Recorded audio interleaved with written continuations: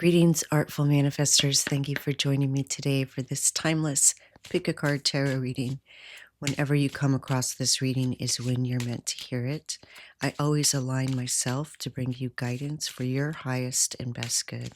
And to choose your reading, you're going to choose from one of these lovely crystals I'm going to introduce or one of the cards I'm about to reveal. And then in the description box below, you'll find a link to all the readings as well as a list of all the cards that I use.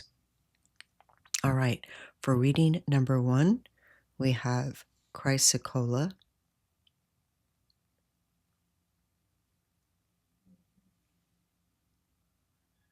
And for reading number 2, we have Terahertz.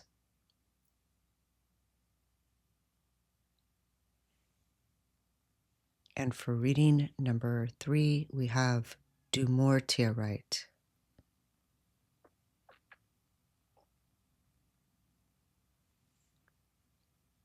All right, let's look at the cards. For reading number 1, this is the image.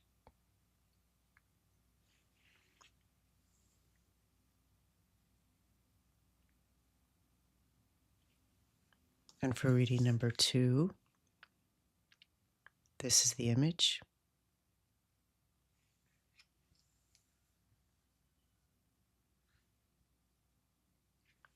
And for reading number 3, this is the image.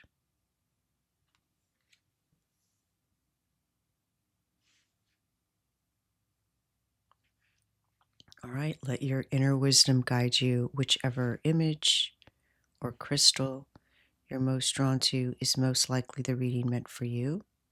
Of course, if you're drawn to more than one, feel free to listen to 2 or even all 3 of the readings, as there may be additional guidance for you there. Enjoy your reading.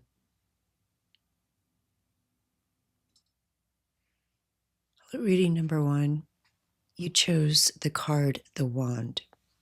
Excuse me. And this is from a Wicca oracle deck.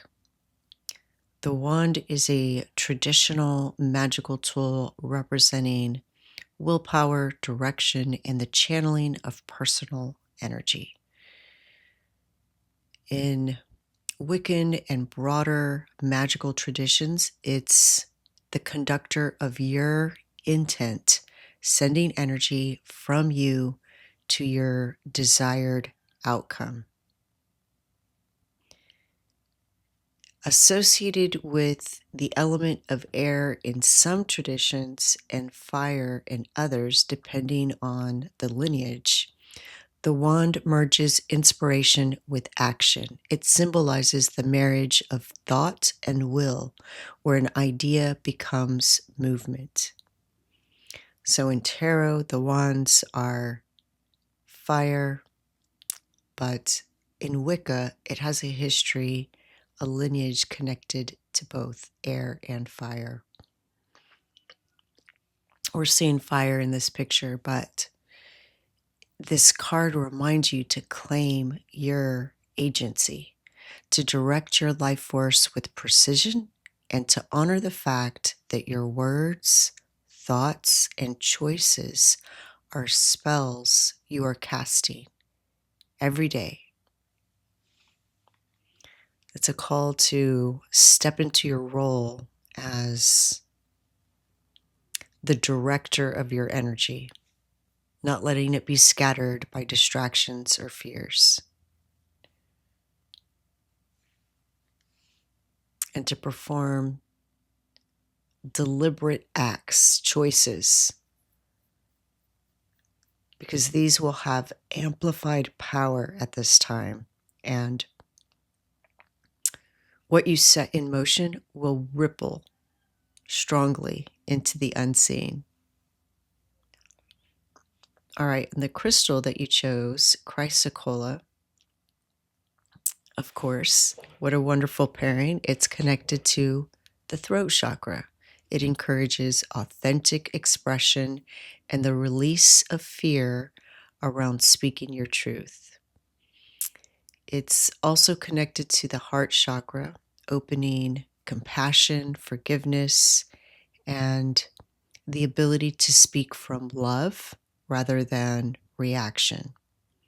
Chrysocolla carries the wisdom of water. It teaches us to flow around obstacles while still shaping the landscape.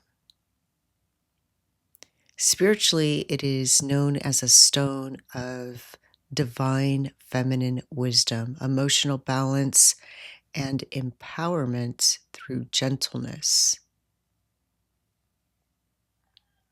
It was used by ancient Egyptians, particularly by Cleopatra, who was said to wear chrysocolla to ease communication with allies and adversaries alike.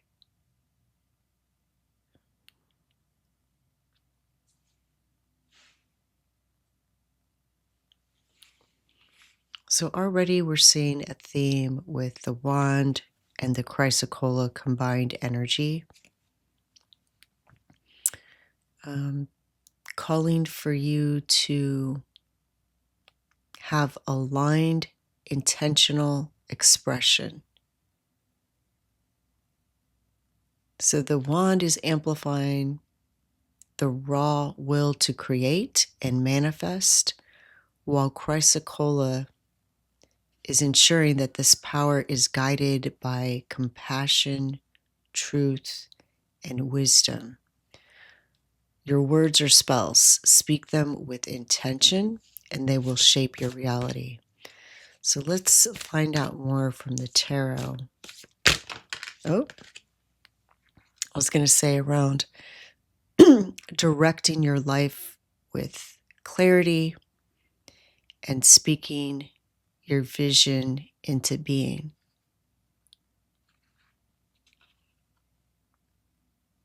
The Eight of Pentacles.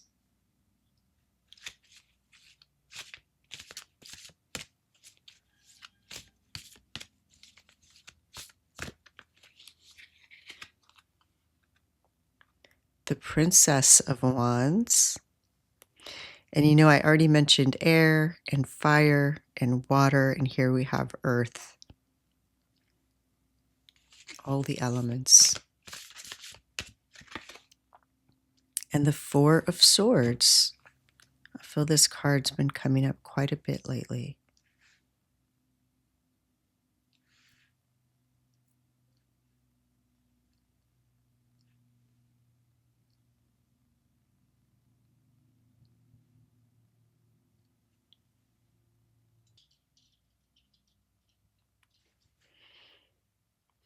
Okay, the question we're asking is, how can you direct your life with clarity?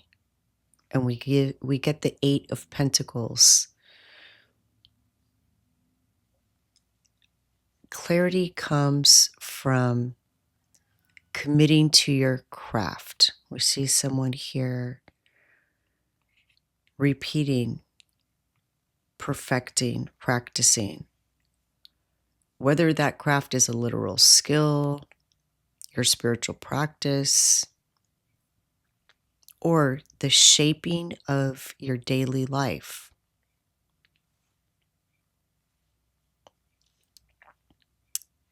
This card is telling you to know your tools. The more you work with them, the more naturally they respond to your will.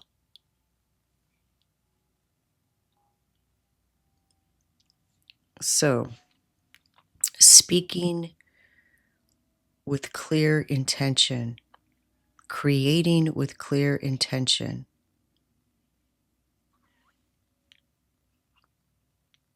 and knowing your tools, perfecting your craft. Perfecting the craft of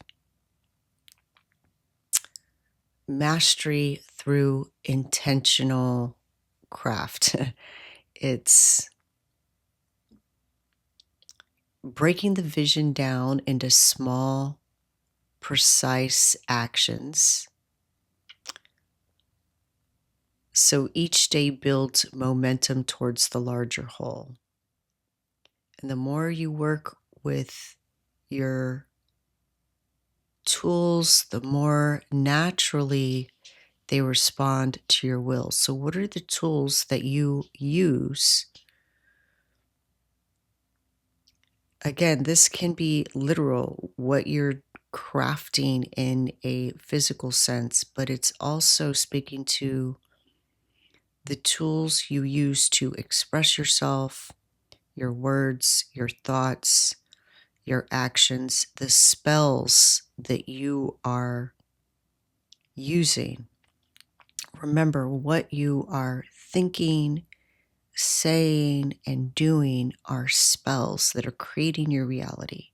This is the craft that you are perfecting. So, noticing when you do this, when you say that, when you feel this way, what is the result? For example, they're showing me somebody who is detached to the outcome, who says, wouldn't it be nice if we got, this day off from work? Wouldn't it be nice if we got next Friday off from work? And they just let it go. They didn't really put a lot of effort into it. They just kind of said it and let it go, but they really meant it. Like, it would be so nice if we had, next Friday off.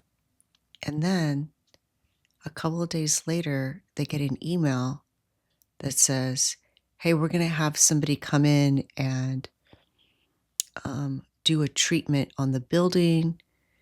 So we need everyone to take the day off. And you're just like, wow, did I do that? Did I manifest that?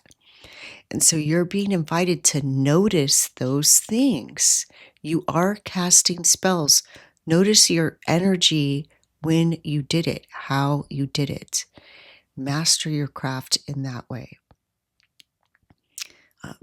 And again, you can apply this to anything. We're talking about what came up with the Chrysocolla and the wand card, but you can apply this to anything, right? You're a musician, you have a guitar, you strum it a certain way, you hear a sound and you're like, you key in like, that was a cool sound. How did I do that? And then you practice doing it until it just becomes natural for you. Same thing with speaking your spells. You're like, how did I manifest that Friday off? What exactly did I do? And you keep practicing it, and before you know it, you're manifesting things with ease. The Princess of Wands is the embodiment of fresh fire, curiosity, enthusiasm, the readiness to say yes to inspiration. Speaking your vision into reality means your words and presence have power, even in their raw form. And use your whole self. Look at how she's standing. Look how powerful she's standing. Your body language, your tone, your openness. Use your whole self to let your passion be felt. All right. And the curiosity is, again, asking, how did I do that? How did I create that day off? How did I make that sound on my guitar? And just trying new things and experimenting. What happens if I do this?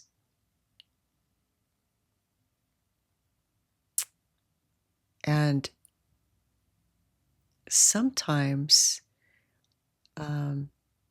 your influence grows when your vision is alive in you. Seen in your eyes, heard in your voice, felt in your energy. So let others see your learning process. You're at band practice, You make a sound and you're like, oh, how did I do that? And you do it again, and you're doing this in front of your bandmates, so they see that vulnerability, and it can be more magnetic than a polished expression. You're an artist and you're like, you know what, I'm going to just try this. I'm going to take this comb and run it through the wet paint and see what that looks like. And you're in a classroom and other students see you experimenting, and now they're drawn to you. They're like, wow, she's so brave experimenting in this way. You know, they want to come watch you, and where you would think you're giving away your secrets, it's more fascinating to them how you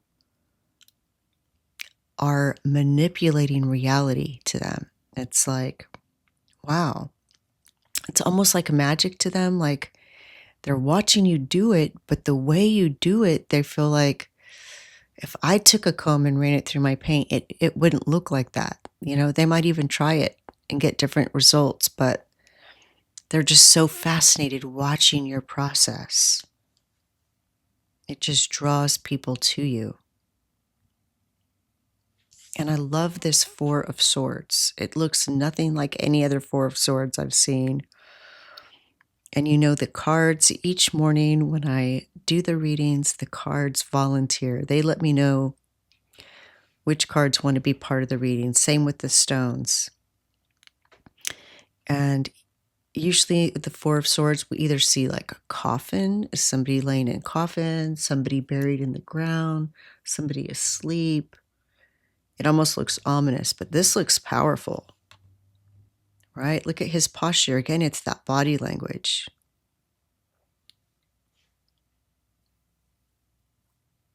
This is the strategic rest for aligned presence.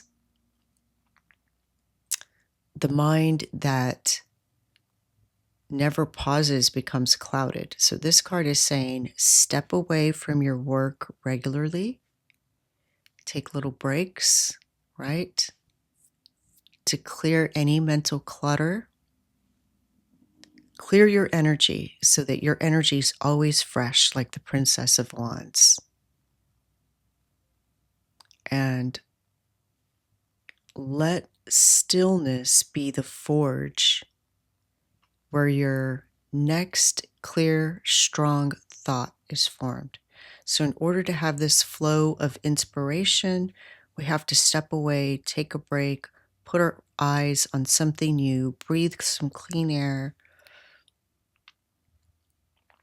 and let us experience that reset.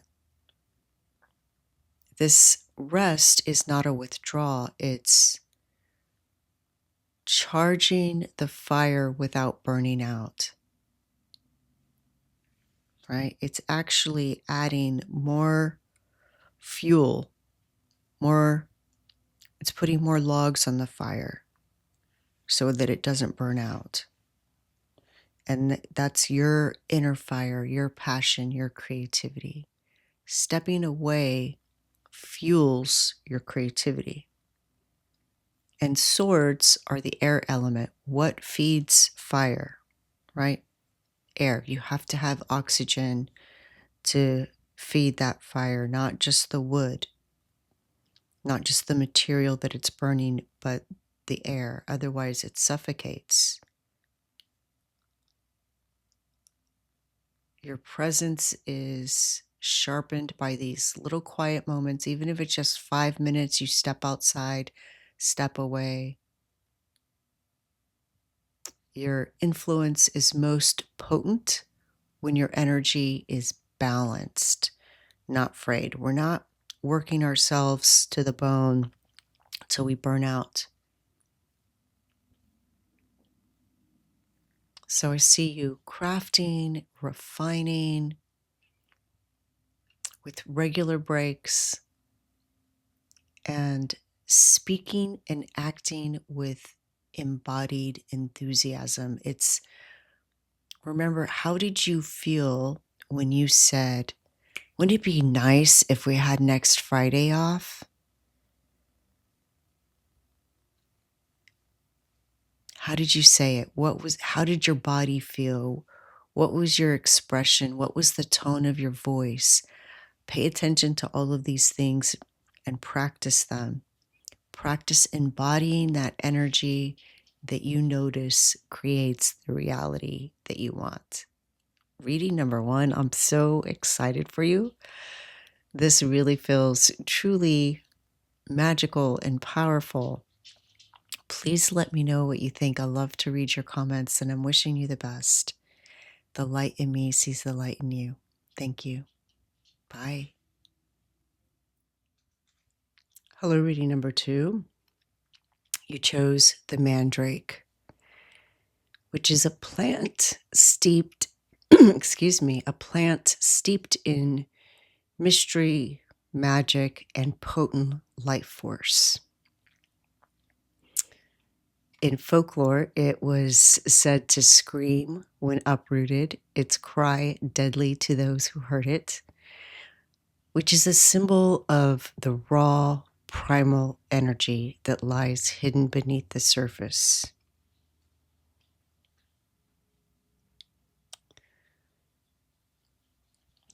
Just imagine being an ancient person, pulling this plant up by the roots, and you as an ancient person being so connected to nature, to all living beings, so in tune with them that you can hear their messages, understand the secrets the wind carries, the wisdom the birds sing, the medicines the plants offer. And when you uproot this plant, its communication is so loud that you would describe it as a scream. It represents awakening deep-rooted power, fertility, both literal and creative, and the intimate connection between the physical and spiritual worlds. In practical magic, Mandrake has been used for protection, love spells, spirit communication, and amplifying magical intent. It's associated with the element of earth, grounding power into the material realm, while also acting as a bridge to the unseen. It was known in ancient Mediterranean cultures like Egypt and Greece as a plant of divine potency.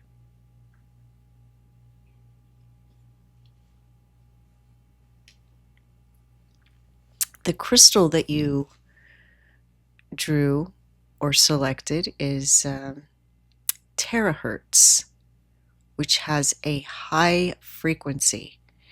It's actually a human-made crystal created from silica designed to resonate with the terahertz frequency wave, a band of electric magnetic energy between infrared and microwave frequencies. It was developed to mimic the shungite and cleanse energy. And spiritually, it's known as a stone of vitality, cellular regeneration, and energetic acceleration. It works like a booster for the mind, body, and spirit, clearing sluggish energy, sharpening mental focus, and increasing stamina. When I first got this crystal, which was recently, I was holding it in my hand, in my right hand, and after a few minutes, the right side of my head began to tingle. So I am fairly new to this stone. I already feel a little tingling in my right hand. I am curious if anybody else has had this stone before, has it, and what your experience has been. If you have, put something in the comments. I'd love to hear. It infuses the body with life force energy, helping overcome fatigue or stagnation. It enhances focus, sharp thinking, and the ability to process information quickly. It acts like an energetic amplifier. Intentions set while working with it are projected with greater strength. Just like the Mandrake, they're both amplifiers. So this pairing of ancient earth magic and modern high frequency acceleration, I see you drawing upon ancient wisdom and modern technology.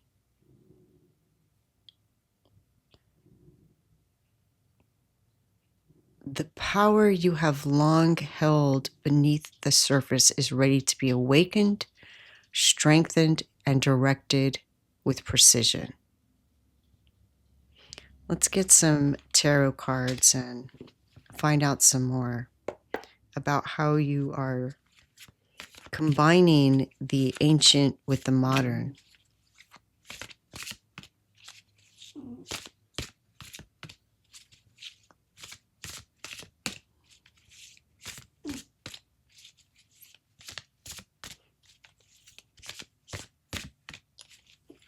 How are you awakening this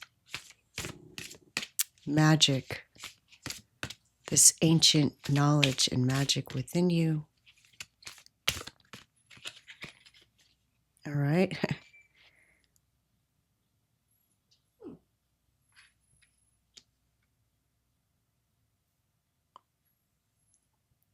I'm going to have to look up how to pronounce this word.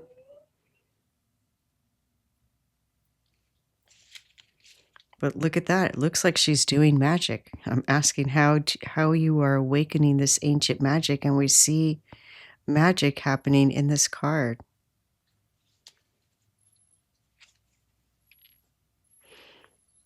Looks like there is a rainbow coming out of this pyramid. All right, let's keep going.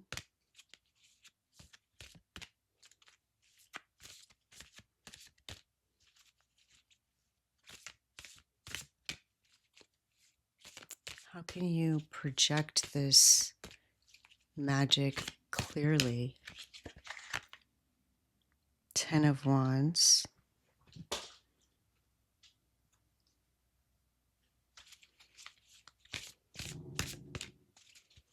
And,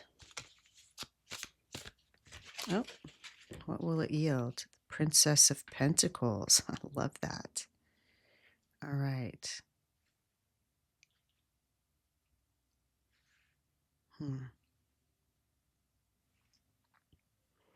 All right, this is the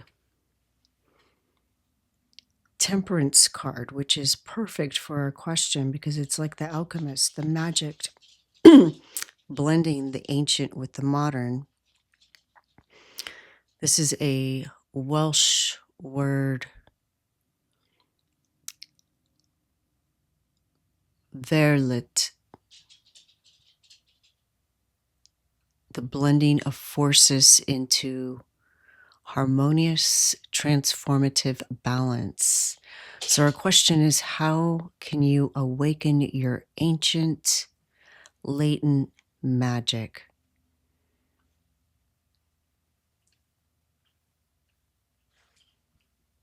And this is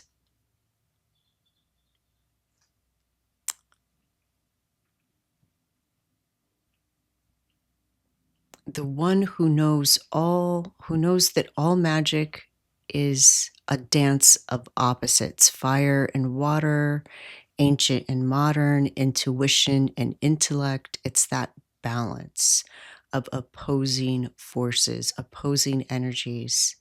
So to awaken your ancient magic, You're going to want to integrate it into the present moment rather than keeping it locked in the past. Blend your old earth-rooted knowledge, like the Mandrake, with the swift modern energy of the now, like the Terahertz.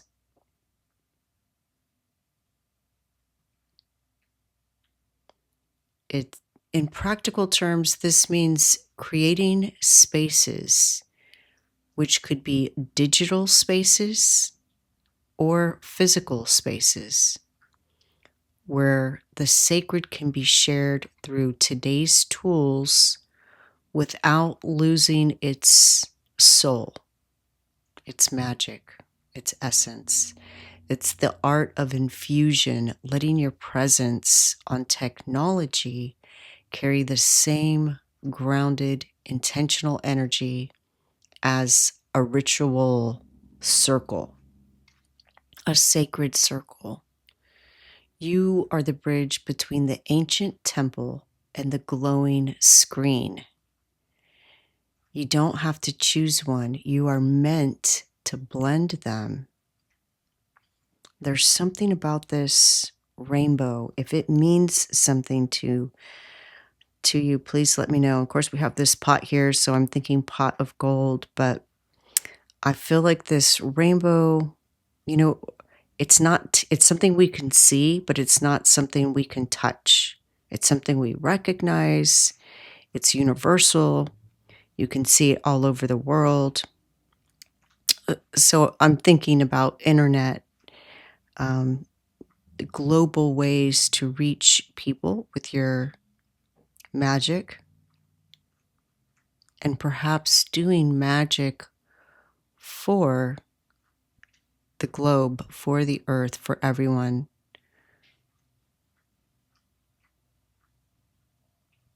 And also I'm hearing tapping into the ether, tapping into what we can't touch, but what we know is there.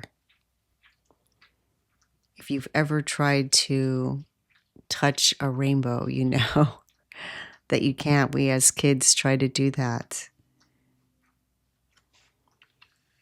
But you can see it. You know it's real. You know it's there. You can even understand how it's created. All right, the 10 of Wands. This is how can you project your message with clarity into the world using modern technology like the internet. This shows the weight of carrying too much or trying to do all parts of the work alone. So there's some little tweaking you can do to make your job easier, and maybe you feel like it's being disloyal to these ancient practices, and your guides want you to know that it's not. We're living in a time when things have sped up, and we're meant to take advantage of the tools at hand. If Leonardo da Vinci were alive today, I guarantee you he would use the digital tools that are available. He would not limit himself to physical canvas and paint. He would explore all of his options and maybe create even more, because he would be able to do it at a faster pace.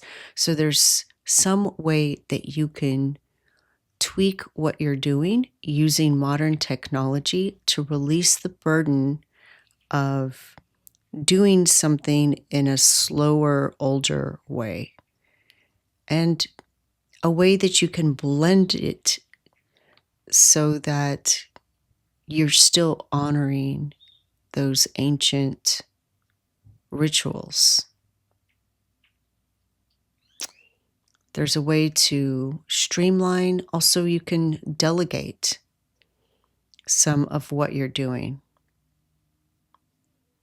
and amplify rather than adding more to your chaos.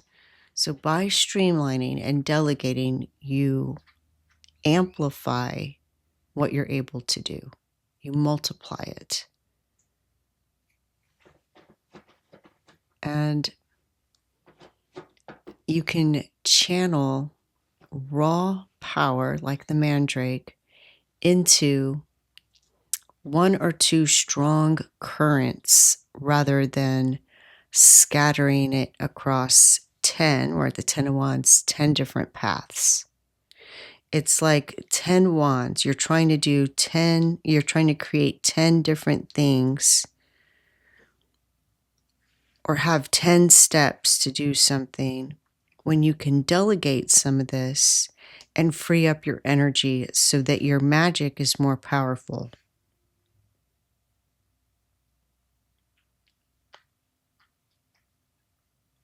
So there are all kinds of tools and resources available to you that you can utilize to make your work easier so that you have more energy to amplify your intentions instead of scattering your intentions in 10 different directions. Focus your magic. You don't need to hold all the wands yourself. You can place some of them in the hands of allies, systems, or tools that can help you carry them. And the Princess of Pentacles is what this will all lead to. Combining ancient magic with modern technology, utilizing modern tools, delegating and streamlining. This is what it's going to lead to. A bigger payoff.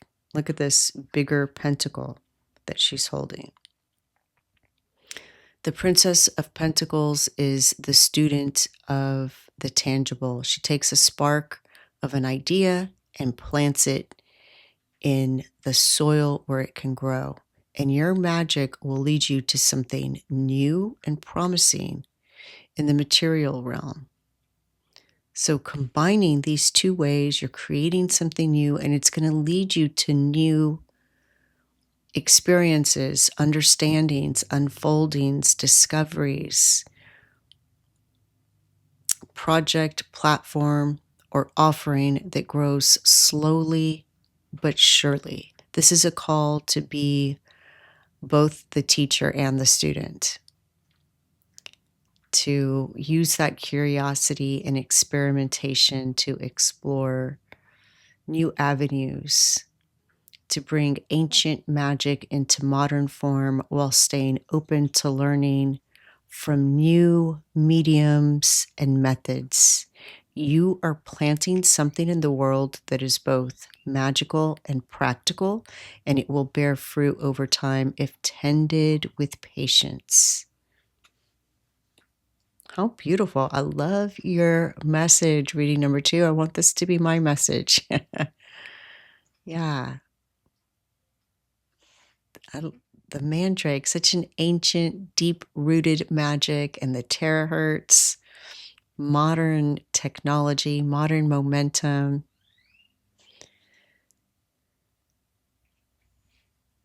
Shows you how to blend them. This card shows you how to blend those two energies without overpowering one another. Don't overburden yourself. Channel, streamline your energy, delegate. And know that if you do, your work will grow into something bigger and tangible and grounded and lasting in the modern world. It's not just about sharing your magic, it's about anchoring it into the collective in a form that can be touched, it's accessible, it can be learned from and built upon. Reading number 2, so excited for you. Please let me know what you think. I love to read your comments, and I'm wishing you the best. The light in me sees the light in you. Thank you. Bye. Hello, reading number 3. You chose the card Beltain, which marks the height of spring, a festival of fertility, passion, and union, celebrated on May 1st in the wheel of the year. Spiritually, it's the merging of the masculine and feminine, the sacred dance of life force and creation. It is fire, celebration, and sensuality, a time when boundaries between the physical and the spiritual blur and the desire becomes manifestation. The Beltane fire is a cleansing and empowering flame. Couples would leap over it for blessings. Farmers would drive cattle between fires for health and protection. It's all about fertility in the body, in the mind, and creative projects, passion and vitality, union and sacred partnership with one another, with yourself, or between aspects of your being, and the courage to follow your joy and let it guide your choices. And the crystal you chose, Dumortierite, is known as the stone of patience and mental mastery. It supports mental discipline, focus, and learning, ideal for long-term goals or complex skills. Now, I'm doing this reading in the middle of August, and this is May, so September, October, November, December, January, February, March, April, May. 9 months from now. Wow. Okay. It's just like getting pregnant. What are the odds, right? So remember, this is a timeless reading. It doesn't matter when you come upon it. If you're watching it at the time, then you can expect something to bear fruit in May. 9 months may seem like a long time, but not necessarily. It's going to go by quickly. It could actually be a baby if that's something that you're looking for, but I feel for most of you, this is your baby, a creative project kind of baby.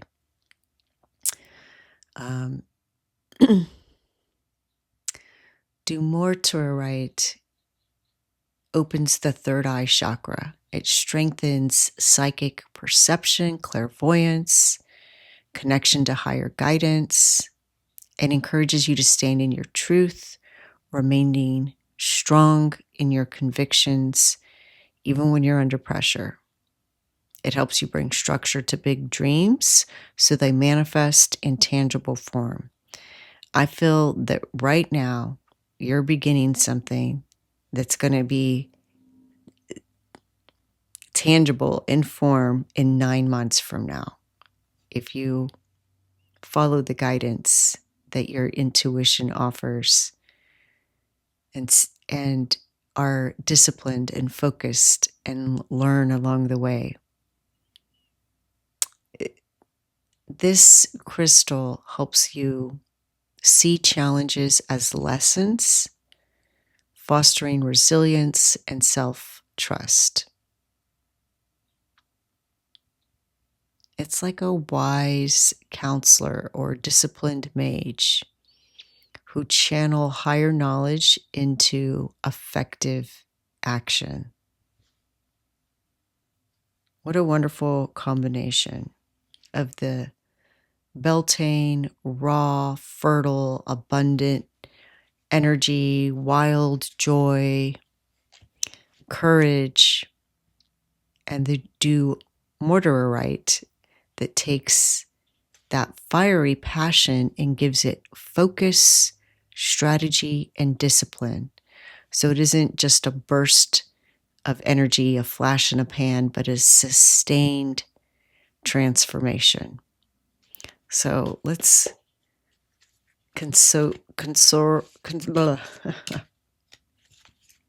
let's ask the cards. Let's see. Consult is the word I was trying to articulate. Consult the cards and find out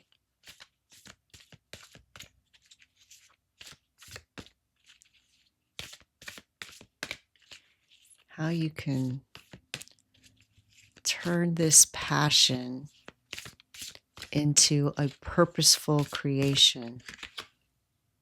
All right, we have the Princess of Swords, the Queen of Wands,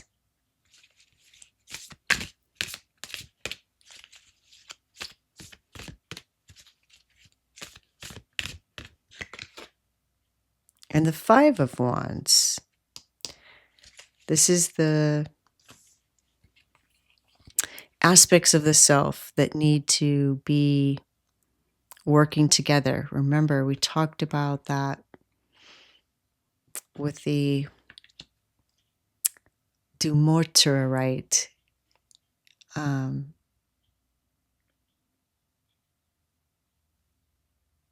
It encourages that cooperation, even within the aspects of yourself. Oh, sorry about that. Didn't mean to bump the table there. All right.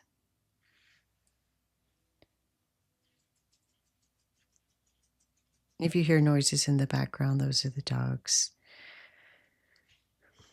I'm seeing things already in the pictures. We see two figures holding their sacred tool, right? The Princess of Swords holding this sword, deciding, what to cut away, how to discern, finding that clarity, knowing what to harvest, what to let grow.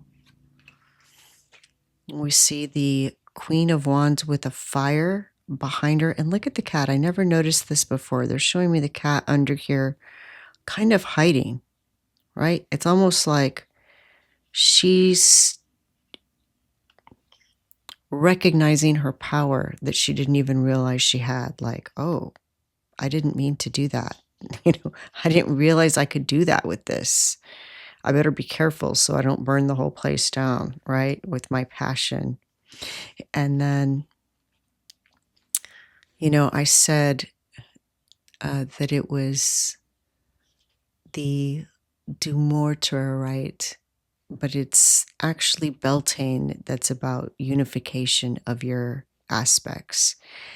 And the Five of Wands can be looked at as a battle, but it looks almost like they're dancing, like it's choreographed.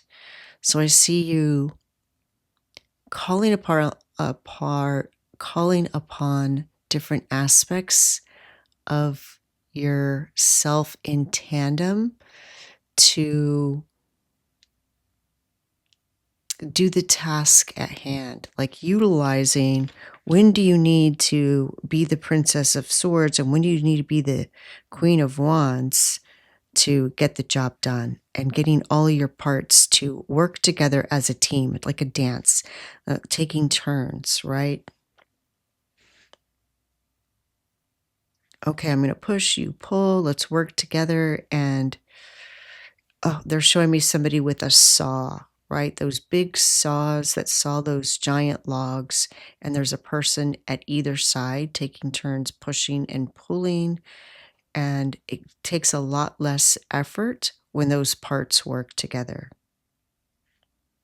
All right, so that's just what my guides are showing me right off the bat. Now let's look at this question a little more closely with each card. How can you focus your passion with strategy and discipline? The Princess of Swords is your student warrior of truth, eager to explore, ask questions. Ask questions for clarity. You don't have to know all the answers. It's okay to ask questions and then learn everything about your goal. Now, you can ask questions to people, to experts. You can go to the internet and ask questions. The Princess of Swords reminds you that passion without information can burn out quickly. So begin by gathering knowledge, studying your craft, mapping your steps before charging ahead. Don't be afraid to face challenges head on. The Princess of Swords sees value. She values clarity before action. So research, learn, and question. This is the sharpening of your sword before you wield it, right? So notice that this card comes before this one. A little bit of knowledge and preparation and strategy could have told her what would have happened in this situation so that she didn't start a fire that she didn't mean to, right? But also the Queen of Wands, this is how to manifest your tangible results. The Queen of Wands is the Beltain energy personified. It's magnetic, confident, creative. She channels passion into leadership, using her vision to inspire others. And the Dumortierite tempers her fire with discipline, ensuring her influence is not fleeting, but lasting. This is where you own your role as the one who lights the way, focusing your enthusiasm into clear, achievable goals. Be that steady flame, warm, bright enough to attract, but steady enough to endure, and not so hot that you burn. And the Five of Wands is a reminder that passion can splinter if you try to chase too many directions at once, or if you don't work together. It's like too many cooks spoil the pot. So utilizing the strengths of each aspect of yourself, or if working in a team, the strengths of your team members.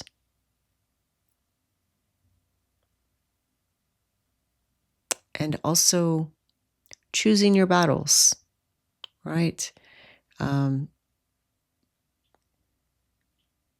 Choosing which battle is worth your time and channeling that energy into mastery rather than conflict. Let competition with others encourage you, sharpen you, but don't let it distract you. All right, select your arena and master it. And not just competition, but challenges.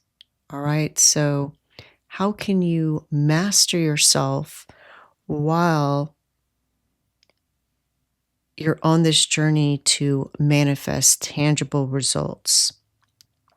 And that's when you face challenges, work with them, recognize them as lessons, and stay curious, like the Princess of Swords. Ask questions. All right, why is this happening? What is it showing me? How can I improve?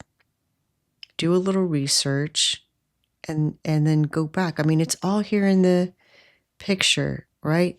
We see this overuse of power here, right? Being too forceful. And then the dance of let me adjust, all right? And let me come up, let me strategize. How can I do it again? Okay, like a chef. You make something that's too hot, it's too spicy.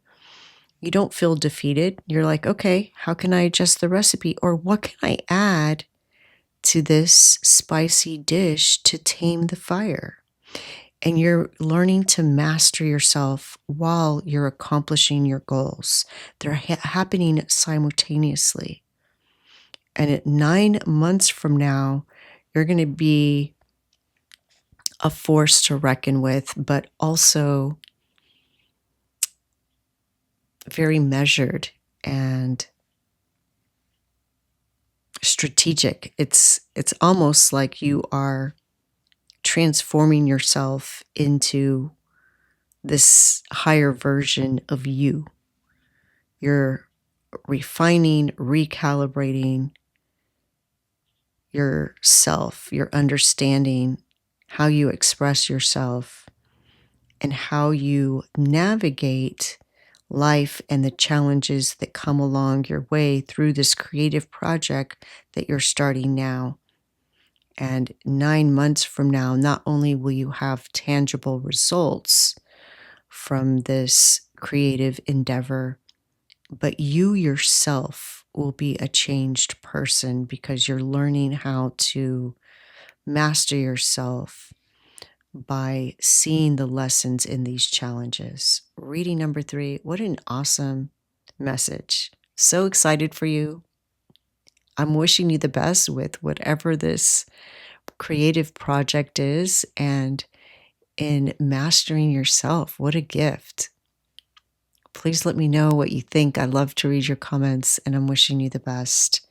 The light in me sees the light in you. Thank you. Bye.